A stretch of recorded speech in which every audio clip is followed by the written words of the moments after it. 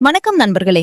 இந்த வீடியோல குலசாமி என்றால் என்ன, அவர்களை எப்படி வழிபட்டா அவர்களின் ஆசீர்வாதம் கிடைக்கும் அப்படிங்கறத பார்க்கலாம். குலசாமி என்றால் யார்? நம்ம முன்னோர்கள் தலைமுறை தலைமுறையா வழிபட்டு வந்த தெய்வமே குலசாமி. கோவில கப்பரிய தெய்வம் மாதிரி இல்லாம நம்ம குடும்பத்தை நேரடியாக காக்கும் காவல் தெய்வம்தான் குலசாமி. அதனாலதான் நல்லதும் கெட்டதும் முதல்ல குலசாமி இருந்தா சொல்லுவாங்க. குலசாமிய எப்படி கொண்டாடுவாங்க? குலசாமி வழிபாடு பெரிய செலவு இல்லாம மனசார செய்யறது தான் முக்கியம்.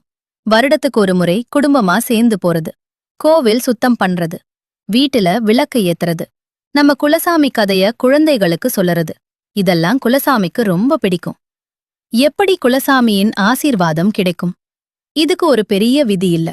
முன்னோர்களை மதிக்கணும், குடும்ப ஒற்றுமை இருக்கணும், பொய் துரோகம் தவிர்க்கணும், குலசாமிய மறக்காம மனசுக்குள்ள நினைக்கணும். இவ்வளவுதான். குலசாமி பணம் கேட்க மாட்டார், பக்தி மட்டும்தான் கேட்பார். இன்றைய காலத்துல குலசாமி வழிபாடு இப்போ எல்லாரும் வேலை நகர வாழ்க்கைன்னு குலசாமிய மறந்துடுறோம். ஆனா நம்ம ரூட் எங்க இருந்து வந்துச்சுன்னு நினைவு வைக்கிறது தான் குலசாமி வழிபாடு. அது நம்ம அடையாளம். உங்களோட குலசாமி யார்? எந்த ஊர் குலசாமி? கமெண்ட்ல உங்க குலசாமி பெயரை கண்டிப்பா எழுதுங்க. இந்த வீடியோ உங்களுக்கு பிடிச்சிருந்தா லைக் பண்ணுங்க, ஷேர் பண்ணுங்க, சப்ஸ்கிரைப் பண்ண மறக்காதீங்க.